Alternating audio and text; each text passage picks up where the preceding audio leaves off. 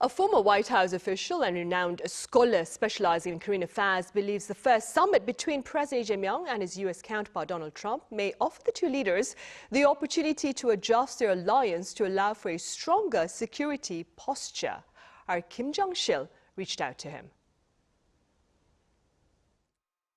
The tariff deal announced late last month may have dominated headlines, but for veteran Korea watcher Victor Cha, its biggest impact is on the agenda it clears the way for. Now that this has kind of been at least in a framework agreement stage, that really opens up space for the two leaders to talk about all the other things that are important in the alliance. They can get back to talking about the issues that matter on security, on the military, on defense and deterrence.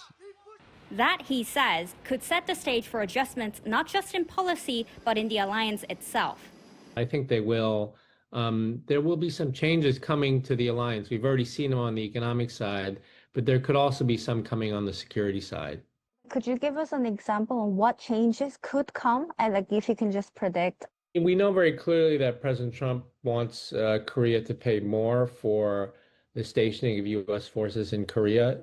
On the Korean side, the Lee government, progressive governments in general, have been very focused on trying to return OPCON transition. So that's something that could certainly come up. And President Trump has made no secret of his desire to reduce the U.S. military footprint in Korea, and including the number of ground troops that are in Korea. So those are three big areas where we could see potential change.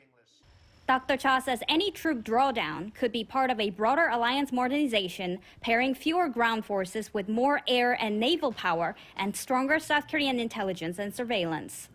If that's all packaged together as part of a dual effort to modernize the alliance, then I think you don't have any problems. Then I don't think you hurt deterrence, you strengthen the alliance.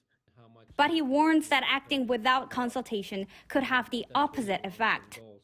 But if the United States just starts doing this unilaterally, just starts pulling forces unilaterally without much consultation, that can weaken the alliance and can also create miscalculation or misperception by the North Koreans and the Chinese that the alliance is weakening. Still, he says a trade deal opens the door for talks on key security issues, and their first meeting could determine whether the allies move toward a stronger, more modern security partnership. Kim Jung-sil, Arirang News.